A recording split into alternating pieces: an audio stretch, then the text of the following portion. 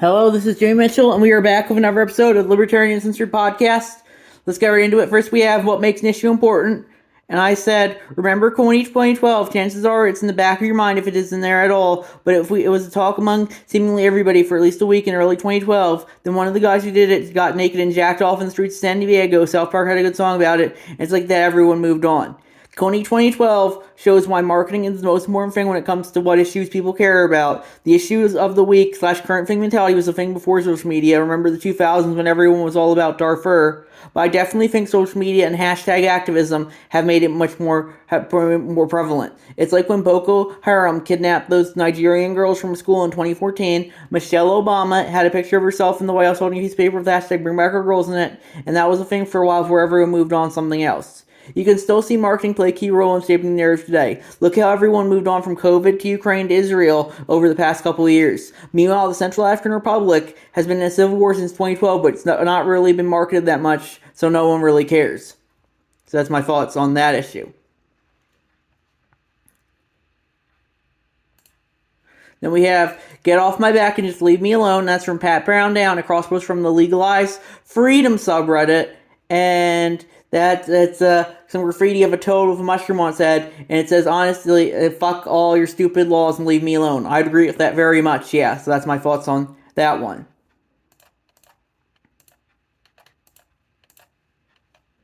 Then we have This Is Correct from Tim Pool, and that was him. I posted that. That was him quote tweeting Michael Shermer. Like many other old-fashioned liberals, I'd mistakenly perceived the social justice phenomenon as a moral extrapolation of the civil rights movement. In time, I realized that what I was really doing was signal-boosting the values of far-left academics seeking to destroy liberal values. And I replied,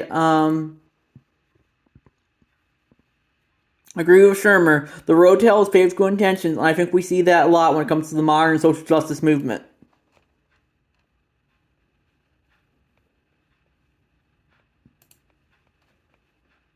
And then we have every time a populist candidate wins a few previously considered fringe, it's pointed out that the population is full of rage and hatred for the status quo establishment. This never causes the establishment to ask, what did we do to provoke this? From Glenn Greenwald on Twitter, and I posted that, and I said, I would say the establishment knows exactly what it did. It just feels entitled to power more so than anything else.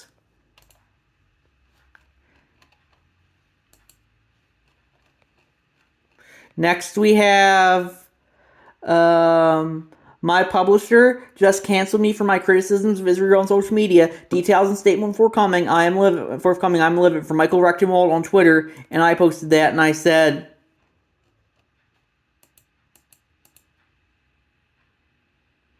sad, fuck cancel culture. It's a shame that people are increasingly limited when it comes to speech.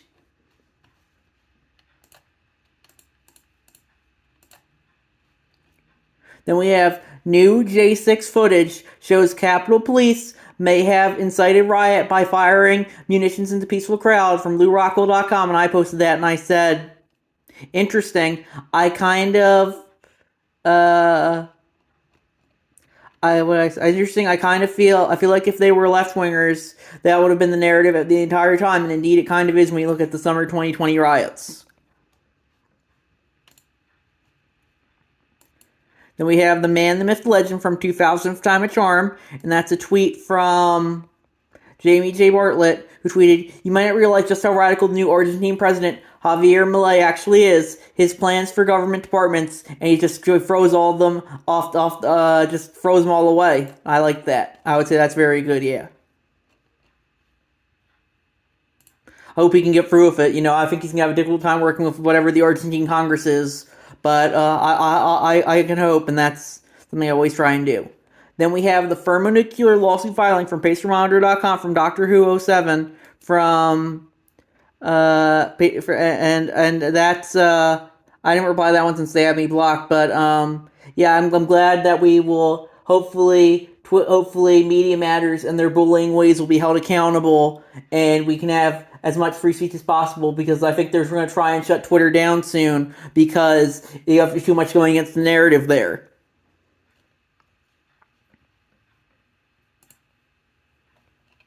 Next we have the key to winning in the marketplace of ideas is owning the marketplace from Aaron McIntyre on Twitter, and I posted that, or no, I skipped one. Considering what we know about big tech already, the idea that the government is not involved in media matters is absurd, from Tim Pool on Twitter, and I posted that, and I said,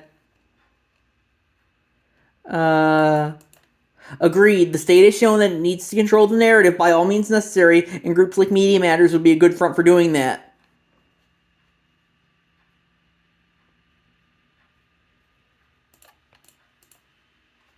Then we have the key to winning in the marketplace of ideas is owning the marketplace from Aaron McIntyre on Twitter, and I posted that, and I said, that's a great point. The system is going to be inherently biased towards some groups over others in regards to narrative control. And I added, I think, he's referring to ESP and how the government and universities incentivize progressivism. As he says in the tweet, that was an add-on to, the woke worldview has flourished despite relentless scrutiny. They win because they control legal, institutional, and cultural incentives. That just goes to show you, the left says, oh, we're going to go on this march through the institutions, and then now they've gone on the march through the institutions, they control the institutions, and that's why you increasingly can't question them without being censored or shut down. Next we have, U.S. politics is a never-ending charade to prove that each side are the real victims, the truly endangered ones, the ones who are really unsafe, while everyone's political adversaries are murderous mobs of hateful extremists just moments from killing them all. Seems unhealthy, from Glenn Greenwald on Twitter, and I posted that, and I said,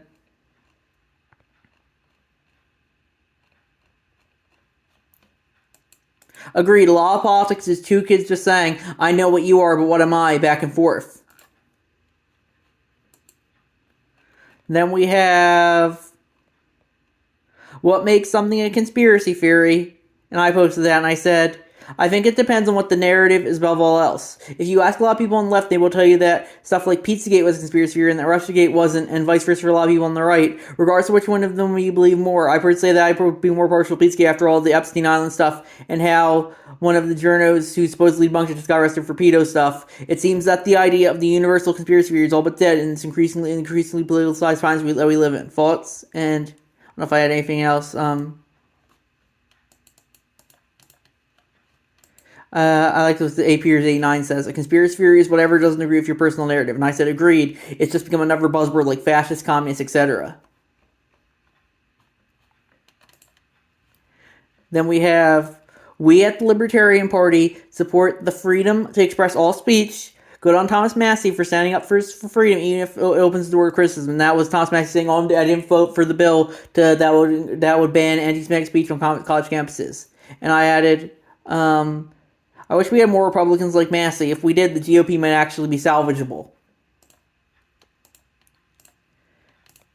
So next we have, Kansas thinks you need 1,000 hours of training to remove hair from Reason.com by 2,000 time a charm. And I replied, let's see, what's next? The license to toast in your own damn toaster? Daryl W. Perry. That's what we said at the LNC debate in 2016 about the driver's license. So I think that's a good idea right there, yeah. We shouldn't be forcing people to get all these licenses or permits if they don't want to. As long as everyone consents, I don't think we need any licenses or permits, I would say. So that's my thoughts there. Then we have, should juries not be present at criminal trials, from Cattle Dog Curmudgeon? And they say, to preface, this is not a discussion about whether or not juries should exist. Instead, it is a critique of whether or not they should be in the courtroom. Not directly libertarian issue, but I'm pondering this idea. Even for a libertarian society, where most things are privatized, the courts are one of the few services the government is supposed to provide. People have all sorts of perceived biases, from clothes to skin color to ethnicity. I'm starting to believe that juries should not be able to observe criminal trials and should only be able to render verdicts based upon transcripts. No names should be provided, no details about the individuals beyond their direct relevance to the case. Speech impediments like stuttering will not weigh on the case, not charisma. Furthermore, if something is said that should be stricken from the record, the jury still hears it even if it's their total disregard. Rendering judgment from a transcript allows these to actually be removed without the jury ever hearing it. I'm curious what you think of this, for further explanation. I think that's a decent idea, but I guess I could go either way on that. I personally think it's probably just better to have, it's easier just to have everyone in the courtroom than just, just the transcript. But, it ultimately depends on what people want, I would say. I personally want trials at all. I don't think the state should be determining people's guilt or innocence. I think that should be up to the people to provide. And And we have why Mr. Beast is under fire for bringing clean water to 500,000 from what's this, Aller.com or Ayer.com, American Institute for Economic Research. And that's a shame. I definitely agree that that we shouldn't, we should be having private individuals and charities in the place of government services. And it's sad that people are critical of that because they don't want the government to do everything for them. They just can't have they don't want anyone else to do anything, just the government. And that's not something that I personally care for. Not an idea. Then we have the next step of Operation Warhawk removal is online. This billboard is going up across Democrat strongholds, and we need your help getting the worst of the Warhawks out of office. Please donate to help fund our billboard effort and get the Libertarian Party message out there from LP National on Twitter, and I posted that. And that was the billboard there that says, Democrats, Warhawks by day, does by campaign season. And I said, good to see someone hold the Democrats accountable for their newfound alliance with the neocons. Then we have every person fired over the last 7 weeks for political violence, for political views, or banned to be put on no higher blacklist or have their groups banned, have been Palestinian defenders / Israel critics from Glenn Greenwald on Twitter, and I posted that and I said,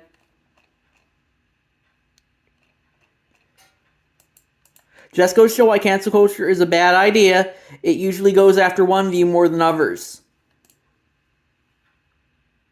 Then we have, I'll give you a really simple and effective tool, and this is from Spike Cohen on Twitter. I posted this as well. This is him replying to Kathy Hochul saying, we're going to teach the students how to identify misinformation, disinformation, conspiracy theories, online hate. And he says, I will give you a really simple and effective tool. If Hochul disagrees with it, it's A, conspiracy theory, it's conspiracy theory, misinformation, discrimination, or online hate. B, 90% will turn out to be true, and that's from Spike Cohen on Twitter, and I posted that, and I said, they have become nothing but meaningless buzzwords, really. Especially with how they are used for everything they disagree with.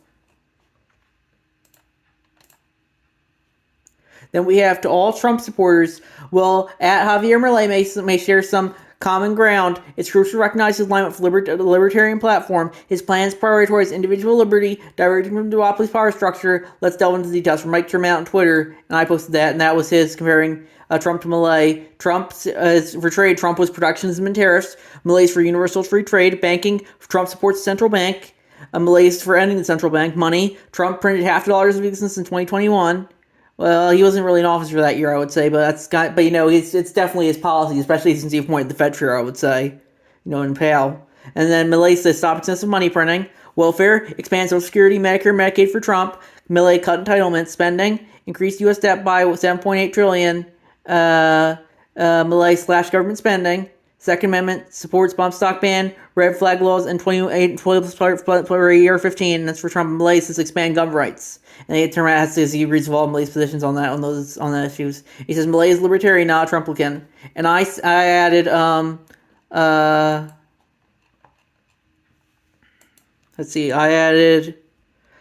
preach Trump is not libertarian even if he tries to market himself as such.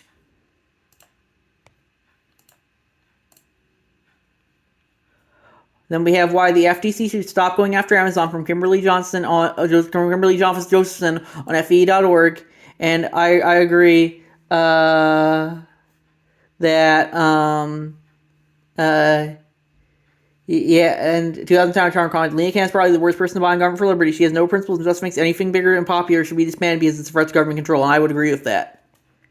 Next we have Social Security versus Ponzi scheme, and I posted that and I said, Googling Ponzi scheme comes up with the following definition. A Ponzi scheme is an investment fraud that pays existing investors with funds collected from new investors.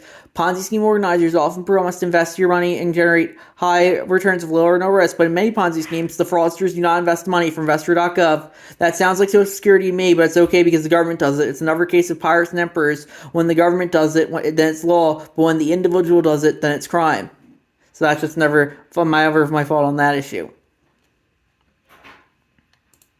Next we have Taylor found guilty on all 52 counts of voter fraud from SiouxCityJournal.com by Kage blah blah blah. And Yeah, I personally think I think this is kind of agenda push since Taylor's is more Republican, but, I definitely think, I think this is another good reason why we need open ballot rather than the secret ballot, because I think secret ballot is just too easy to rig. Next we have fuck you at Facebook, hate speech my ass, fucking woke bougie progs, censor this you pricks from LP Schuylkill County on Twitter, and I posted that. That was them. It's Facebook saying, "Oh, we censored your article for hate. We censored your meme image of Javier Milei saying a quote. What was it? What was the quote they had? Let's see. Shove the state in your fucking asshole. The fucking C word of your fucking mother. You know what? I wipe my ass with the state." And I said, the sad truth is, I really think we will see free speech coming in the past in my lifetime. I will fight for it until the bitter end, though. Then we have a big problem I have with government is that there's nothing to incentivize it to be financially responsible or accountable. And I said with the Pentagon flying assault for the 6th time in a row, and the national debt continuing to skyrocket, it seems like nothing was going to be done in order to just pass the buck on to future generations. It's why I think that it's important to remember that the government is never going to hold itself accountable for anything. It's the job of the people to do that. And yeah, that's my thoughts on that issue. Then we have, since some of us seem confused about what the First Amendment is for, from ZL5063, and that's a tweet from the First Amendment, at Use Constitutional Amendment. They replied to a quote. So Pomp was made the first tweet. Twitter just permanently suspended the Twitter account of a congresswoman. The second time the company is just platform to use a U.S. politician. Then Rob said, "Whatever happened to the First Amendment?" And the First Amendment says, "Nothing happened. I protect you from the government, not from Twitter. And I protect Twitter from being forced to carry the speech of U.S. politicians." And I would say, in regards to that increasingly Twitter's like a town square, so we need to hold them accountable for their censorship, and that's why we shouldn't be justifying censoring anyone, even if we disagree with them. So that's my thoughts on that issue. In a lot of instances, I would say stuff like Twitter and Facebook have become more powerful than the government as they're the places to share ideas. So that's something that I think is important to note as well. And I think we're going to wrap it up there. I'll see you guys in the next episode. Bye.